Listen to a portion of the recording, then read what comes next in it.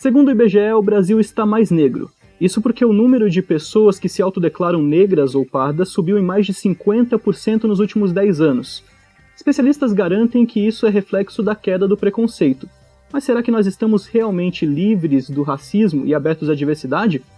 Vamos conversar sobre racismo aqui no Censurado.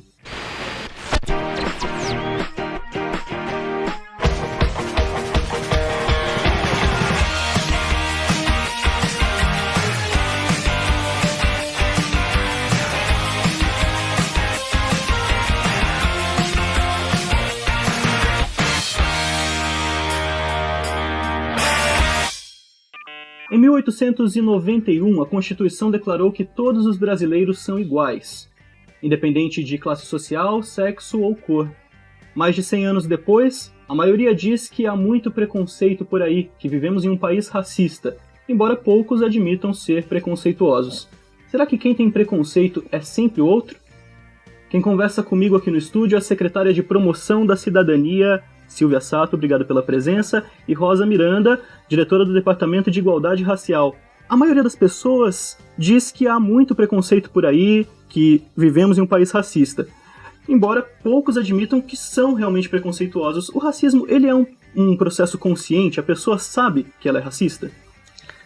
Bom, o racismo, você não nasce racista, não é genético, não é biológico, né? O racismo é uma questão cultural, você se torna racista, você é ensinado a ser racista. Então o racismo nasce do ensinamento da família, do ensinamento da comunidade que você está inserido. Então você se torna racista. Muitas vezes você não percebe que uma atitude sua é racista.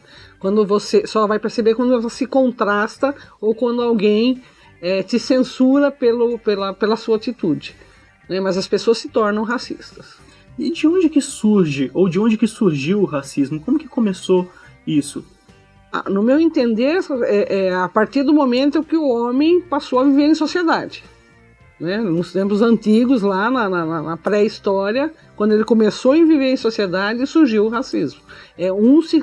Querer ser superior ao outro, querer exercer uma dominação. Você não acha, Rosa? Com certeza, e o racismo ele passa a se fixar principalmente na década do século XIX, com a questão do apartheid, do nazismo e da própria escravidão. Então, assim, a maioria das pessoas, sem querer generalizar, elas cometem o ato do racismo no momento também onde elas estão envolvidas numa discussão, numa disputa, e aí a necessidade de se contrapor, de se sentir maior, faz com que ela tenha esses atos, E com isso acaba cometendo racismo. Outras cometem porque realmente têm consciência do que estão fazendo. Querem fazer. Querem fazer, infelizmente, O que diferencia o racismo de outras formas de preconceito? Eu entendo que qualquer forma de preconceito é racismo. Você começa...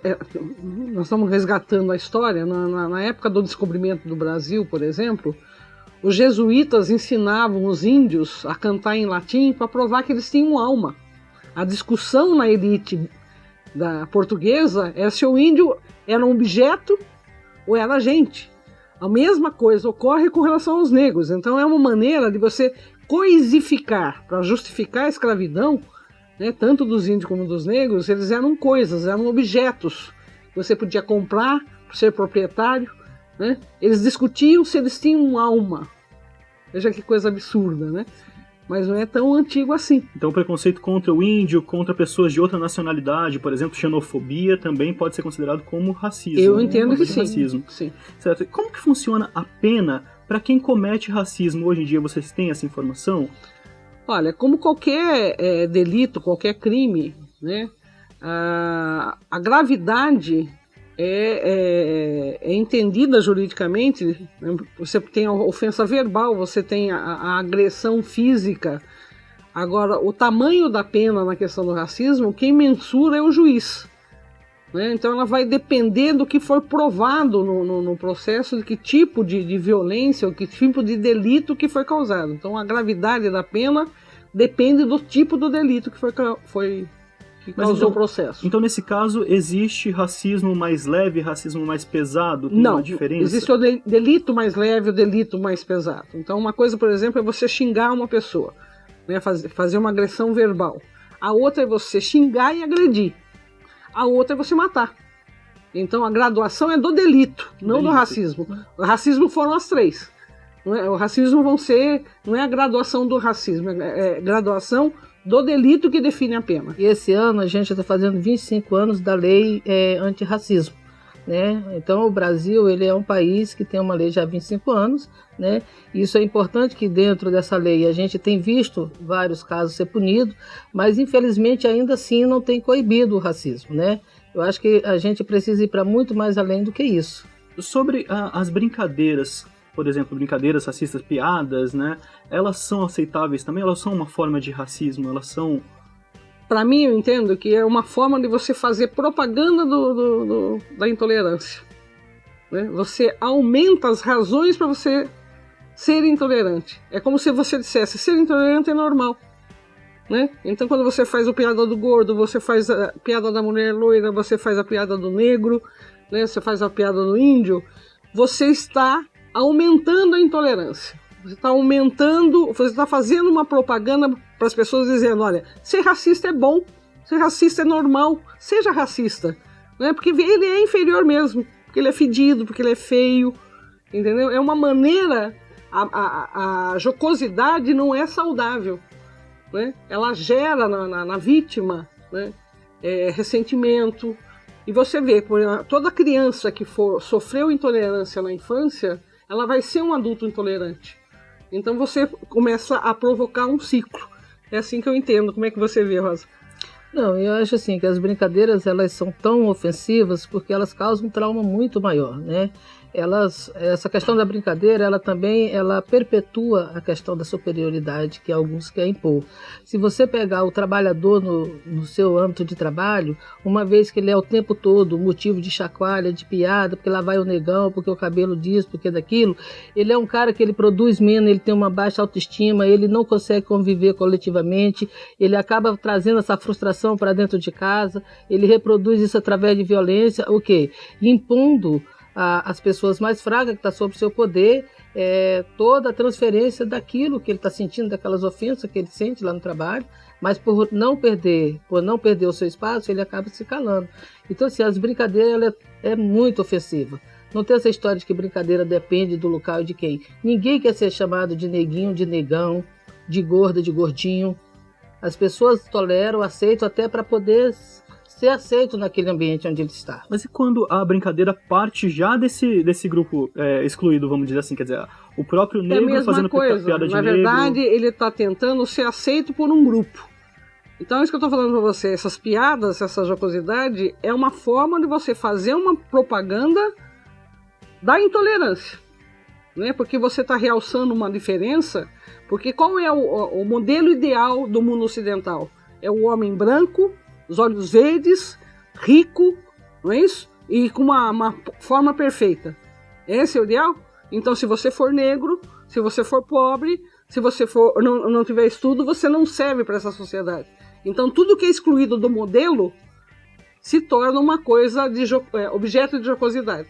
Então, o que você está falando? Eu sou intolerante, então, mesmo que seja a pessoa, o objeto, o gordo ou o negro fazendo a piada, ele está realçando que tipo de valores? Esse tipo que separa, esse tipo que inferioriza. Então não é positivo feito por qualquer um. Você sabe um dado que é muito comum no Brasil? É as pessoas se autodeclarar o seguinte, olha, lá no meu trabalho todo mundo me chama de moreninho claro. O que é moreninho claro na verdade? É uma forma de esconder a sua identidade, de se auto-reconhecer como negro, porque é mais fácil eu ser aceito como moreninho claro do que eu ser aceito como negro. Um caso de racismo, inclusive, talvez até como uma forma de brincadeira, que ficou bastante conhecido recentemente, foi aquele do jogador Daniel Alves, que a torcida jogou banana, ele pegou, comeu a banana, né, aquele hashtag Somos Todos Macacos, gerou toda uma campanha depois. Mas desse caso de jogar banana para os jogadores negros, a gente viu se repetir várias vezes na Europa, por exemplo. Quer dizer, o racismo ele se expressa da mesma forma na Europa, no restante do mundo, pelo menos no mundo ocidental, E aqui no Brasil também? Eu não acredito nisso, porque se você resgatar um pouco a história, né, você vai ver, por exemplo, os exemplos da Segunda Guerra Mundial, né, o genocídio dos judeus. Você tem hoje no Brasil o genocídio dos jovens negros, né, mas o racismo ele se manifesta também nas culturas orientais, né, nas guerras atuais.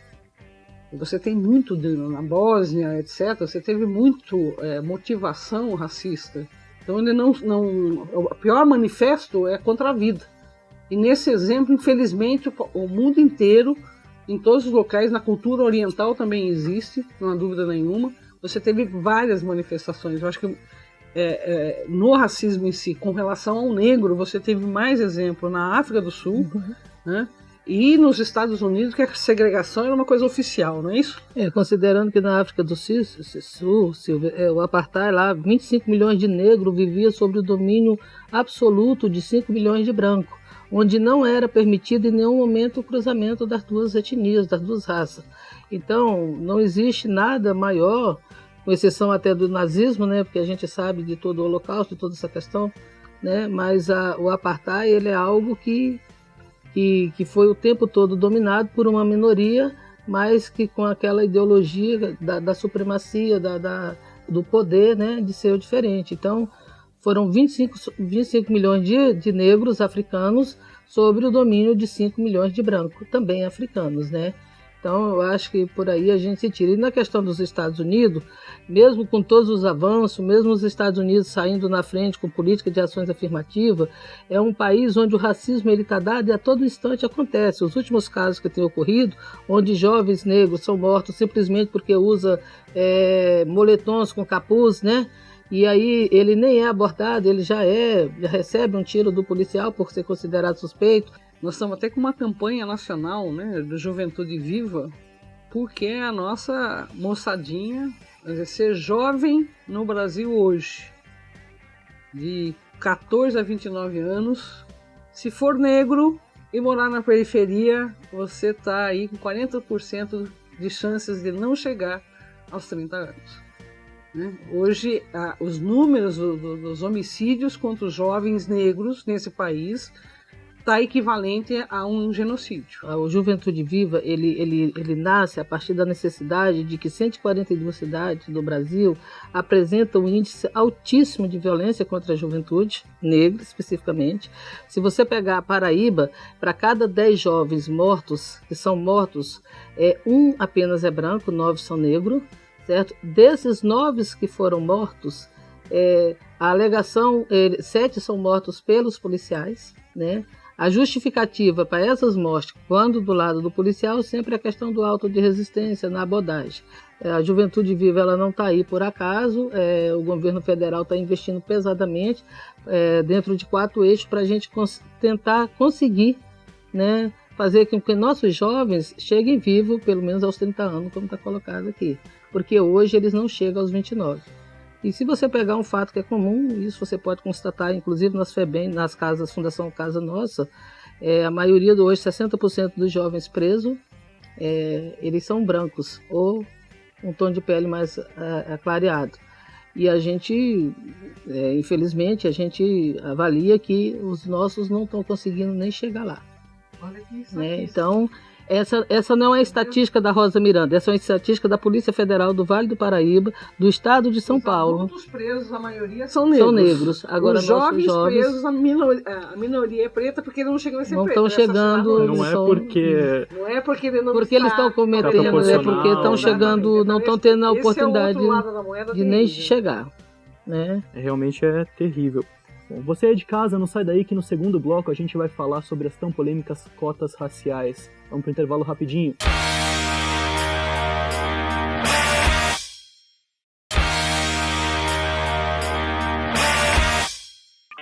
Brancos e negros hoje são iguais.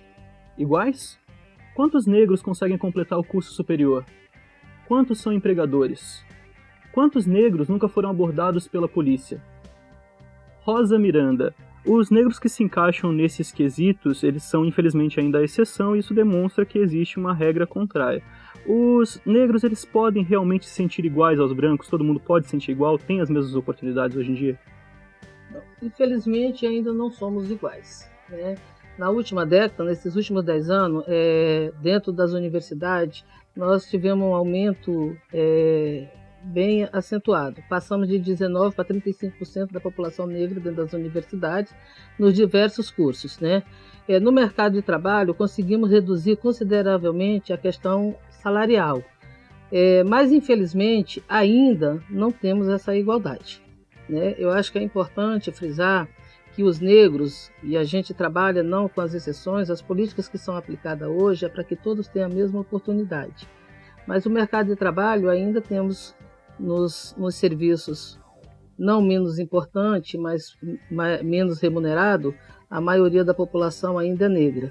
Mas já ocupamos um grande espaço, né? Agora, a igualdade, ela é uma busca que vamos levar algum tempo ainda para alcançar. Ainda vamos precisar ainda de muitas ações afirmativas, inclusive as próprias cotas. O que são ações afirmativas? O que significa isso? Ações afirmativas é você tratar diferente para alcançar a igualdade. Então, por exemplo, antigamente se achava que o vestibular era uma forma democrática de você selecionar para a universidade pública. Isso causou o quê? Toda a universidade pública do Brasil, de 30 anos atrás, ela só servia à elite. Porque quem podia competir no vestibular era a elite. Ela tinha escola particular, ele tinha professor particular, ele fazia línguas particular. Cursinho, né? Então, cursinhos. Então, quem chegava numa universidade pública não era quem mais precisava da universidade pública. A cota veio trazer um tratamento diferenciado para se alcançar a igualdade. Hoje você pode afirmar que a pessoa pobre, a pessoa negra, está tendo acesso à universidade pública, né? E principalmente as cotas viabilizam que a gente economize no tempo. Ou seja, se nós fôssemos agir normal, a igualdade se daria daqui a 3 séculos. Com as ações afirmativas, nós estamos acelerando o tempo. Nós vamos alcançar a questão do direito igual efetivo no país com menos tempo. Então, em vez de levar 3 séculos, talvez a gente leve aí uns 50, 60 anos para alcançar a igualdade de oportunidades para todos os brasileiros. Eu só queria complementar essa questão das cotas, porque as pessoas, ao ser perguntadas na rua, você é a favor das cotas? Muitas interpretam que as cotas é uma forma de discriminação. E aí, eu acho que é importante a gente deixar claro que cota, em primeiro lugar, é só para quem precisa. A cota, ela parte do princípio da desigualdade, da falta de oportunidade, mas além da falta de oportunidade, você tem que considerar também um outro fator, a questão social. Porque o negro que é pobre de periferia, que mora na favela, ele não tem uma alimentação saudável, ele não frequenta uma boa escola, ele vive numa comunidade violenta, ele está numa família violenta. Tudo isso contribui para que ele tenha menos chance de, numa disputa de uma prova, ele conseguir essa igualdade. Então, quando a gente fala da questão e as cotas dentro do serviço, tanto do serviço público como da universidade, para negros especificamente, porque assim, o ProUni é para pobre, para todas as pessoas que necessitam. As cotas raciais é para quem se autodeclara negro, certo? Pretos e pardos. E a partir daí, não significa que ele tenha menos competência. Apenas nesse momento, ele não está preparado igualmente àquele que saiu de um curso particular. Mas no decorrer, e aí isso é uma pesquisa que está comprovada, em 2012 foi feito pela UERJ, mais 11 universidades do Brasil, para averiguar o conhecimento dos cotistas. E está mais do que provado que o cotista ele pode entrar com a diferença de até 5% do não cotista, mas termina o curso com uma média superior, ou mesmo os 3 ou os 5 que ele entrou, ele consegue superar o não cotista lá na frente. E concluir o ensino, que é mais... Mas eu acho que tem uma outra questão nessa história das cotas, que é a compensação. Então, eu vou usar o exemplo da Segunda Guerra, né? Os judeus sobreviventes do Holocausto receberam uma indenização do governo alemão por terem sofrido aquilo, por terem perdido a família, por perdido os bens. Eles receberam uma indenização, receberam dinheiro. Os sobreviventes, tá? E os nossos escravos? Quando veio a lei áurea, o que aconteceu com eles? Eles não tinham onde morar, não tinham como sobreviver, ninguém recebeu dinheiro nenhum. Tá certo? Perderam família, perderam os pais. E o que aconteceu? Eles foram soltos, né? Foram libertados sem a mínima condição de sobrevivência. Esse pessoal não merece indenização? Merece sim. A maior parte da riqueza dos que são ricos nesse país se deve à escravidão, se deve ao trabalho deles. Então eles têm direito a uma indenização. Então existe também a compensação econômica real. É isso que está se dando com as cotas. Você está querendo alcançar a igualdade, mas também está compensando um erro histórico que tem que ser reconhecido. Se o governo alemão tem que indenizar aos judeus, o governo brasileiro tem que indenizar aos negros. Vamos ouvir então a opinião das pessoas sobre isso? Querendo ou não, o brasileiro é sim um povo racista, porque muitas pessoas não sabem conviver em sociedade, por mais fácil que isso possa parecer. É questão de, acho que educação que vem de casa. O racismo no Brasil é muito velado, né? A gente sabe que a gente é uma nação mista, no entanto a gente não se reconhece como uma nação mista. Porque os pais são racistas, então acaba criando as crianças já nesse vínculo de racismo. Eu acredito que se de fato existisse democracia racial, nós não teríamos nas comunidades pobres a maioria, 80% da população de comunidade sendo negra. A maioria dos empregos eles não vão pelo que ele sabe fazer ou pelo currículo dele, e sim muitas vezes por causa da cor. Eu acho que vai ser muito difícil, mas não impossível, da gente evoluir um pouquinho e conseguir dar uma reviravolta nessa situação toda. Tanto eu já presenciei como eu já sofri racismo. Quando eu era mais nova, eu nadava e quando eu entrei na natação, um menino chegou para mim e disse que ele não ia nadar com um negro, com uma negra. Então a minha mãe chegou até ir conversar com o professor, esse rapaz levou uma suspensão, mas acabou ficando por isso mesmo. Muito de brincadeiras, né? Então assim, as brincadeiras acontecem sempre puxando para o lado do racismo. Né, do tipo, isso é coisa de negro, se fosse branco que estivesse fazendo, entendeu? Cota é algo totalmente desnecessário, porque não é só porque a pessoa é negra que ela precisa de um apoio para ingressar na universidade. Eu acho que todos somos iguais. Eu acho que você tem que entrar numa faculdade, numa universidade, pela sua inteligência, pelo que você tem. São boas. Sim, não vou dizer que não. É uma oportunidade a mais para a gente estar mostrando o nosso potencial. Eu acredito que o país tem uma dívida muito grande com relação a negros na universidade. Eu acho que isso não vai de classe, mas vai de pensamento, de respeito, de noção. Eu acho que vai pelo respeito ao próximo, mas ligado à classe social, não. Ele também está ligado à classe social. Por conta de que os negros, no processo de abolição da escravatura, não foi um processo pensado para inserir o negro no mercado de trabalho, né? Então, o negro ele ficou no gueto e ele ainda está no gueto, muitas vezes. Eu acho que nem questão de ser racista, mas sempre ver um defeito em alguém, ver alguma coisa diferente em alguém, o jeito de se vestir, ou se é negro ou se é branco. Nós precisamos sim evoluir um pouquinho e aprender a aceitar todos os outros. Mas eu sonho um dia ter um país que não se mede pela cor da pele, mas sim pelo caráter, pela significância. Interessante que sobre essa questão que a gente viu na matéria, da classe social estar ligada ao racismo, a gente percebe que os mapas políticos eles coincidem com os mapas étnicos. Por exemplo, lugares como Capão Redondo, na capital paulista, Campo Limpo, são bairros que têm a maioria da população negra. Isso demonstra, então, que existe um racismo estrutural no Brasil? Com certeza. O racismo estrutural hoje ele é dado e colocado nas grandes periferias. Eu acho que você citou 3 regiões, eu citaria também a região leste de São Paulo, que é a maior, a população negra está concentrada na Zona Leste. E, infelizmente, essa questão estrutural, porque o negro está subrepresentado, seja na questão da cultura, na questão econômica, na questão educacional, né, nos espaços em gerais. Então, essa subrepresentação faz com que esse racismo estrutural seja muito evidente, muito aparente. E tem uma forma, então, de acabar com o racismo? Tem alguma solução ou ele deve acabar naturalmente com o tempo? Eu acho que se você não estabelecer políticas públicas claras com relação a isso, você não vai acabar com isso nunca. Eu acho que uma ação positiva é esse debate, você tirar do armário, tirar de debaixo do tapete né? Vamos discutir claramente quais são os nossos preconceitos, quais são os nossos valores, o que a gente acha certo, o que a gente acha errado, e principalmente estabelecer política pública sobre isso, né? Você pode ser a favor, pode ser contra a cota, mas ela está sendo eficiente para permitir o acesso do negro pobre na periferia para um emprego melhor, para um estilo de vida melhor. O combate ao racismo, ele não é um papel somente do movimento negro. É preciso que a sociedade encare a sua responsabilidade, porque é muito fácil atribuir essa responsabilidade ao movimento e ao governo. A sociedade precisa tapar e entender que isso só vai ser rompido a partir do momento que todos nós assumirmos nossa parcela de culpa. Então, quando o governo cria um departamento, ele está chamando para si a responsabilidade da discussão. Ele está dizendo que quer fazer políticas efetivas de ações afirmativas, ele quer chamar para si o diálogo com a sociedade e dizer é preciso incluir, não separar.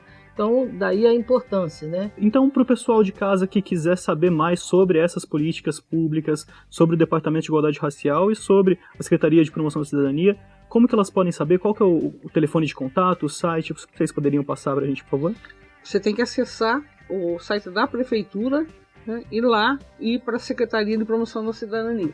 E em relação ao Departamento de Igualdade Racial, nosso e-mail é igualdaderacial@sjc.sp.gov.br, 39328614-8605, que é o mesmo que você, ou então 8600, que você fala com a Promoção da Cidadania. Tá certo, então. Vale a pena acessar aí e saber um pouco mais sobre essas campanhas. Censurado fica por aqui. Muito obrigado, Rosa Miranda. Obrigado também, Silvia Sato, pela presença. Obrigado você aí de casa pela audiência. Até a próxima. E se você quiser vir assistir o Censurado aqui de pertinho, facebook.com/tvunivap. Tchau, tchau.